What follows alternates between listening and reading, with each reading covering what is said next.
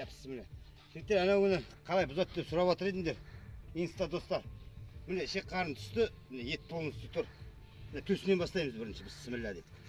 Мына төсін ішінен қарап тұрсаңдар, жігі болады өзі қабыртқаның ұшымен. Мына шеміршекпен кетіп тұрасыңдар. Міне әдемілеп түсірді. Қалай түсін не істейді. Мына жағы кетті. Екінші жағын тап солай. Қабыртқаны ілмеу керек. Шеміршегімен кетсеңдер сонда жеңіл болады. Балталап кетті ғой, қазақ көп пышақпен соймайды. Мына жерде енді ата-бабаның затынан кеткен мына жерде шеміршегі болады, шында алатын. Осыны осылай алады деп бісміллә. Хоп деп жабыстырып жібереді. Тек төс кетті. Ал енді мына алдыңғы аяқтың біріншісі кәріжілік деп аталады. Бүйтіп шамалы тіл жібересіңдер. Кәріжіліктің еті бүйтіп ұшынан ілгенде жағалатып жібересіңдер. О топатаймен жауырынның үстімен. Мына кәріжіліктің өзі еті. Мына түбіне дейін кесіп жібересіңдер да жанына қайып тұрсаңдар. Өзі былай кетіп тұрады. Неше минут түсіреді, белгілі бар ғой, неше уақытта түсіретіміз. Кәріжілік кетті. Одан кейін топатай. Сразу осы жіберіп тұрып алады шыдап. Тұздағанда жақсы болу үшін. Содан кейін жауырын. Жауырынды алып атқанда мына жерде безі болады. Үлкен безі болады. Сол жерде ең үлкен без қойдағы. Бұны алып тастайсыңдар. Жауырынның шеміршегі былай тілінеді до конца. Сосын мына жауырын екі жерде, үш жерден тіл жіберуге болады. Дұрыс түсіну үшін. Тек бияқ аяқ кетті. Екінші аяқ тап солай. Мына ұстайтын қылып аласыңдар. Мынаны да тап солай. Жауырынмен, топатайдың ұшымен, жауырынмен кәріжіліктің өз еті кету керек өзіне. Содан кейін былай.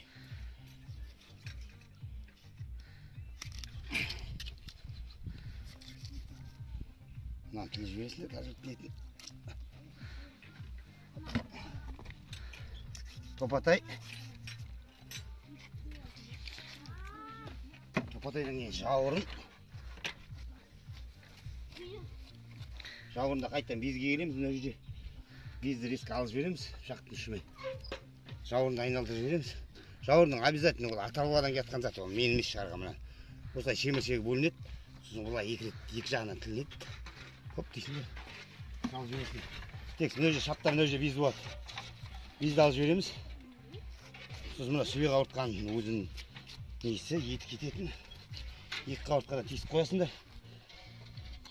Қауыртқаның ұшын айналып кету керек. Бірінші қауыртқан алғаннан кейін өте беруге болады жайлап.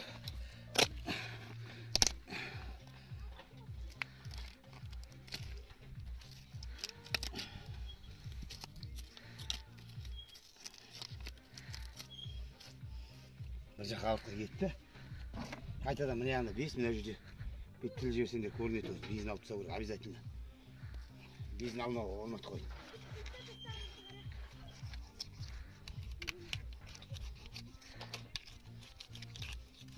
Жігімен шығарып атыр мына яғни сендер көрсіңдер. Жайлы тартып тұрсаңдар жігімен де кете береді өзі. Шамалдан кейін пышақ тауып алып тұрады өз жігін.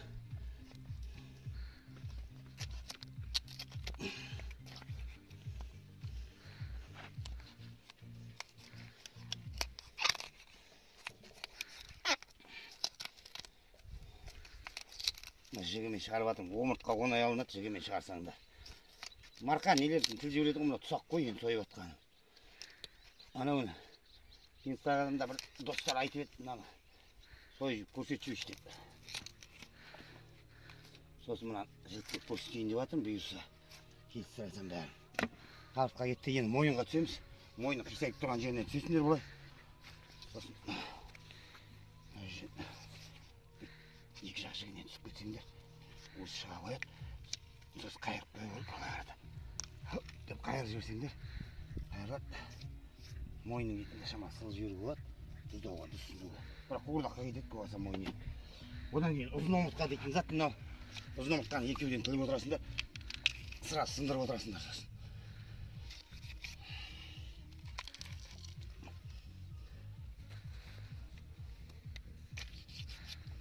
Екі омыртқадан жақсы табаққа салғанда да, қуырдақ болса да,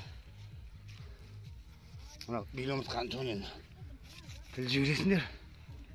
Одан кейін мына бел омыртқаны былай тіліп өтесіңдер. Каждый өзінің жігіне түсіп отырсаң әдемі болады. мына жерде уже бір амбасқа жақын.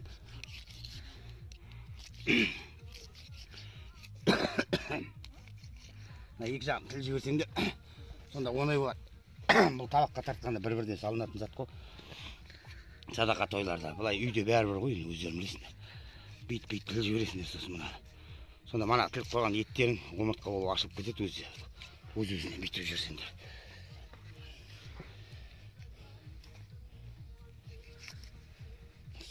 Соңғы мынау жамбас. Құйымшаққа жалғанатын жері мынау.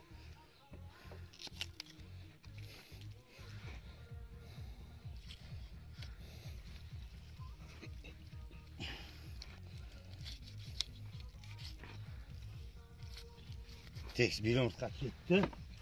Енді артқа аяққа келіп қаламыз. Артқа аяқ бүйтіп жүресіңдер, жігіне түссеңдер. Өзінен өзі шартып тағады, қолдың күші керегі жоқ онда. Текс осы құйрықты кеспеппіз ғой. Құйрықты кескенде шамалы жамбасқа ет май қалу керек мына жерде. Май қалмаса жамбастарыңа дейін болмайды. Шамалы майын қалдырасыңдар. Сразу осы жерден осы жіберуге болады құйрықты сосын. Бүйтіп осы жіберсеңдер, сосын спокойно кесіп ала бересіңдер. Құйрық дайын. Содан мына асықшылық дейтін зат жамбастың еті осылай қалады. Асықшылықтың еті былай кесіледі. Асықшылық жағалап, жылт жағалап отырсаңдар өзі шыға қояды мына жер.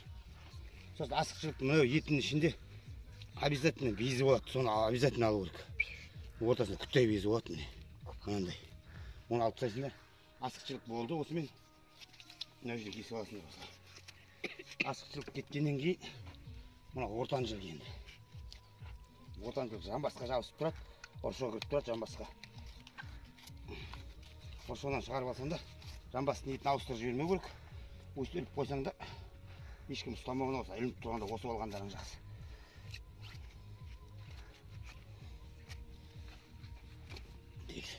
Жамбасты ортасына жарып жіберу керек. Мына жамбас шығылшы. Мына тіл жібересіңдер жамбасты құйымшақтап. Басып қалсаң да шыға береді өзі.